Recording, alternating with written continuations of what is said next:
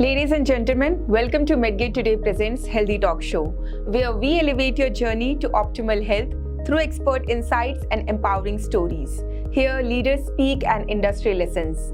I'm your host, Ritika Singh, alongside Mr. Afzal Kamal, Editor-in-Chief of Medgate Today. It is a pleasure to welcome Mr. Thomas John, Managing Director of Agape Diagnostics Limited. With over 30 years in the industry, Mr. John has led Agape to become India's second largest IVD company. Under his leadership, Agape has achieved significant milestones, including pioneering advanced diagnostic technologies and winning several prestigious awards. His strategic vision and dedication to innovation has greatly shaped the company's success and impact on global healthcare. We're excited to hear his insights today. A very warm welcome from our side to Mr. John and expressing our deepest gratitude for joining us today. Thank you for coming here, sir. Thank you. Thank you so much. Thank you. Yes. Thank you. So, starting with our first question, can you describe your initial motivation and vision when founding Agape Diagnostic in 1995? Yeah. First of all, it's my great pleasure to attend this, the show organized by Medgate. My name is Thomas John. I'm basically a Bachelor of Engineering in Electronics and Communication. During my engineering, one of my elective was medical electronics. I'm talking about 1987 to 91 time. That was my engineering.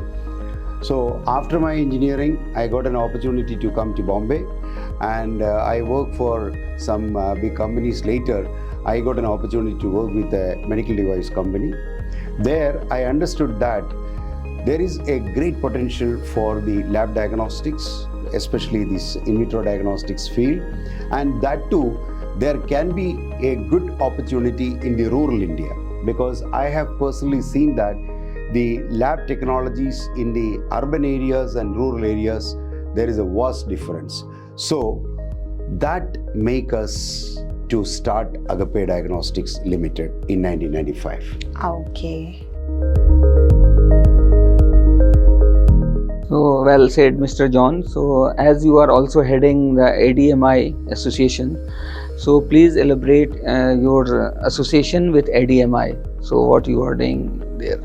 Yeah, I'm one of the long member in ADMI. I think about 20 years ago, our company Agape Diagnostics Limited joined with ADMI. I've seen that that point of time, the Indian manufacturers, they're very, very, very small in size and not much focused. So I understood there can be a great opportunities and potential for the, an associations to always focus on indigenized manufacturing that can always support the Indian customers, especially the laboratories. With that move, it was going on. Earlier presidents and other office bearers, they were doing great jobs in ADMI.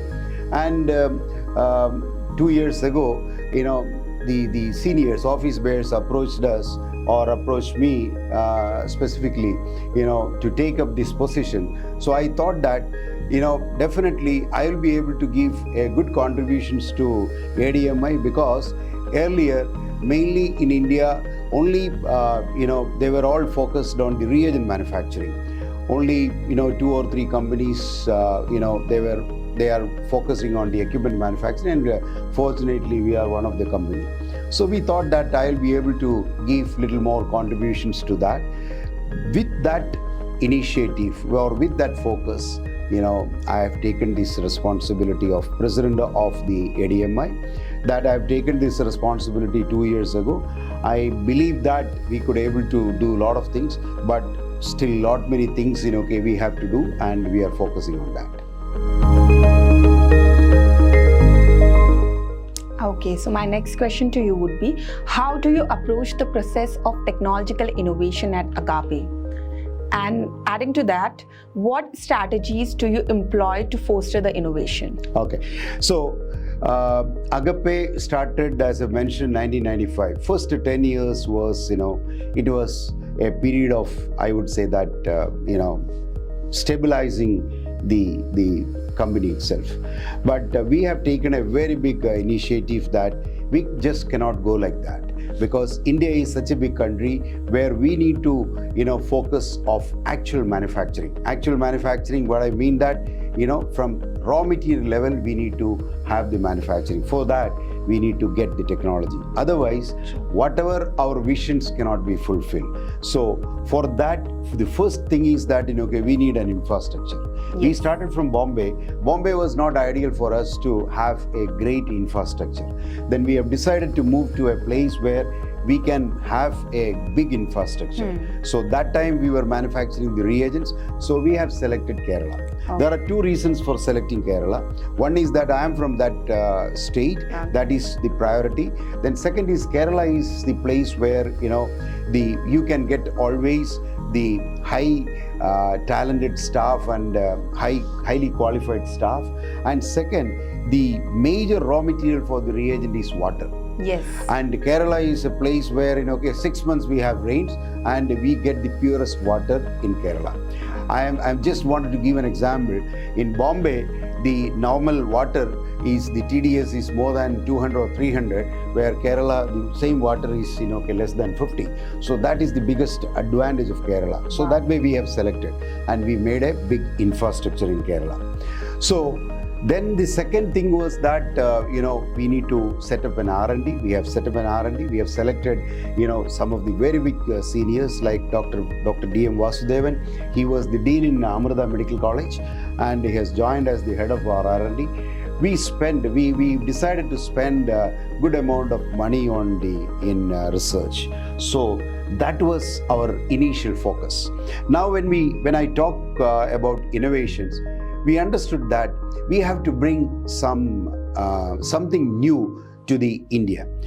I'm not talking about the new technologies, because that may not be that much practical to a initial company.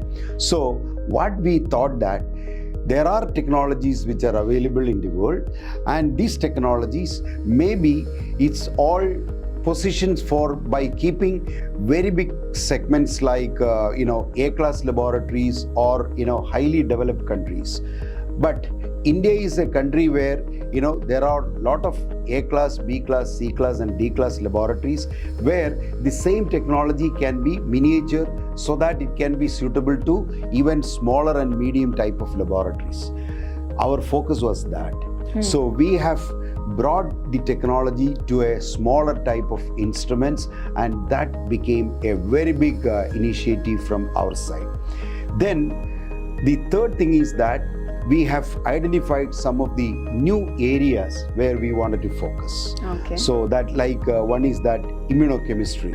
Immunochemistry is the area where protein estimations used to happen, and of late the substrate estimations became more relevant to protein estimations. So we brought some of the new instruments, new technologies, which became very big essential things, especially during COVID. It was not like COVID estimation equipments or reagents. It is mainly COVID prognosis products like D-dimer ferritin. We were managing almost 70% of India's requirement. So this all happened because of our focus on the innovation.